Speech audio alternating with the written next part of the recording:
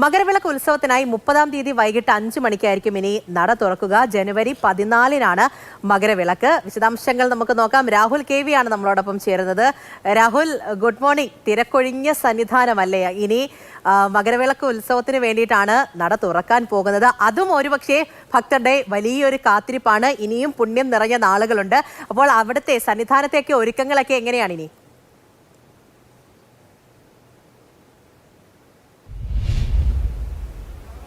പൂജ, good morning. തീർത്ഥാടക ലക്ഷങ്ങളുടെ ശരണമന്ത്രങ്ങളില്ലാത്തൊരു സന്നിധാനമാണ്. പരിമിതമായ ആളുകൾ മാത്രമാണ് ഇപ്പോൾ സന്നിധാനത്തുള്ളത്. അതായത് പൂജയ്ക്കായുള്ള ആളുകൾ, മേൽശാന്തിമാരും സുരക്ഷാ ചുമതലയിലുള്ള ആളുകളും മറ്റു ഇവിടെ ജോലി ചെയ്യുന്ന ആളുകൾ, അങ്ങനെ വളരെ പരിമിതമായ ആളുകൾ മാത്രമുള്ളൊരു സന്നിധാനമാണ്.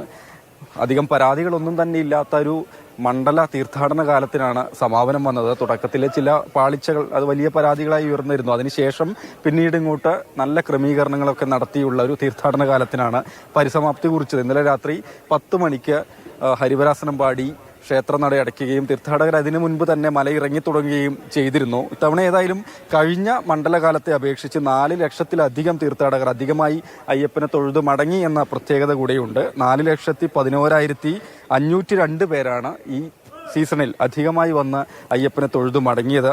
36,61,258 എന്നതാണ് ഈ മണ്ഡലകാലത്ത് അയ്യപ്പനെ, അതായത് സ്പോട്ട് ബുക്കിങ്ങിലൂടെയും പുല്ലുമേട് വഴി ഒക്കെയായി വന്ന് അയ്യപ്പനെ കണ്ട് തൊഴുതു മടങ്ങിയ തീർത്ഥാടകരുടെ എണ്ണം എന്ന് പറയുന്നത്. ഇത് നടവരവിലും വരുമാനത്തിലുമൊക്കെ പ്രതിഫലിക്കുകയും ചെയ്തിട്ടുണ്ട്. 332 കോടി എന്നൊരു സംഖ്യയിലേക്ക് ശബരിമലയിലെ ഈ കാലത്തെ വരുമാനം ഉയരുകയും ചെയ്തു എന്നത് തന്നെയാണ്. ഇനി യഥാർത്ഥത്തിൽ പൂജ പറഞ്ഞതുപോലെ കാത്തിരിപ്പ് തന്നെയാണ് തീർത്ഥാടകരെ സംബന്ധിച്ച്. അത് മകരവിളക്ക് മഹോത്സവത്തിന് വേണ്ടി നട തുറക്കുന്നതിന് വേണ്ടിയാണ്. ചൊവ്വാഴ്ച വൈകിട്ട് 5 മണിക്കാണ് ഇനി ക്ഷേത്രനട തുറക്കുക.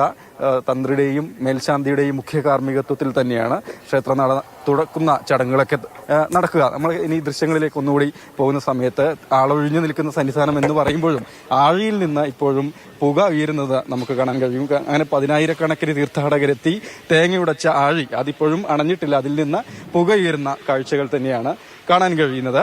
ഒപ്പം തന്നെ ഇനി ജനുവരി 14-നാണ് മകരവിളക്ക് മഹോത്സവം നടക്കുക. നമുക്കറിയാം, ഓരോ സീസണിലും മകരവിളക്കിന് മുന്നോടിയായി എന്തൊക്കെ ഒരുക്കങ്ങളാണ്, എത്രത്തോളം ആളുകളാണ്, കൂടുതൽ പോലീസ് ഉദ്യോഗസ്ഥരെയാണ് സുരക്ഷയ്ക്കായി വിന്യസിക്കുക എന്നതടക്കമുള്ള കാര്യങ്ങൾ.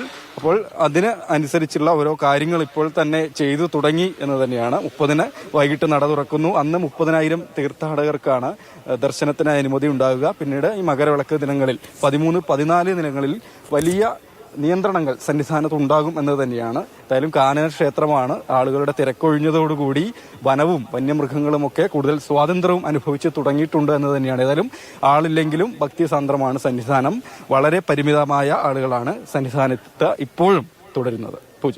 ശരി, രാഹുൽ KV ആണ് സന്നിധാനത്ത് നിന്ന് നമ്മളെടുത്ത കാര്യങ്ങൾ പറഞ്ഞത്. അപ്പോൾ ഇതാ ഈ കാണുന്ന പോലെ ഇത്രയും നാളെ നമ്മൾ സന്നിധാനത്ത് നിന്നും കണ്ട കാഴ്ചകൾ എങ്ങനെയാണല്ലേ, ഭക്തിസാന്ദ്രം തന്നെയാണ്, അതിനൊരു മാറ്റമൊന്നുമില്ല. അപ്പോൾ ഭക്തരക്ഷങ്ങളൊക്കെ ഇങ്ങനെ തിങ്ങി നിറഞ്ഞു നിൽക്കുന്ന, അവർ കൂപ്പുകൈകളോടുകൂടി അയ്യനെ കാണാൻ മല ചവിട്ടി എത്തുന്ന ഭക്തരൊക്കെ നിറഞ്ഞു നിൽക്കുന്ന സന്നിധാനത്തെ കാഴ്ചകളാണ് ഇത്രയും നാളും കണ്ടത്.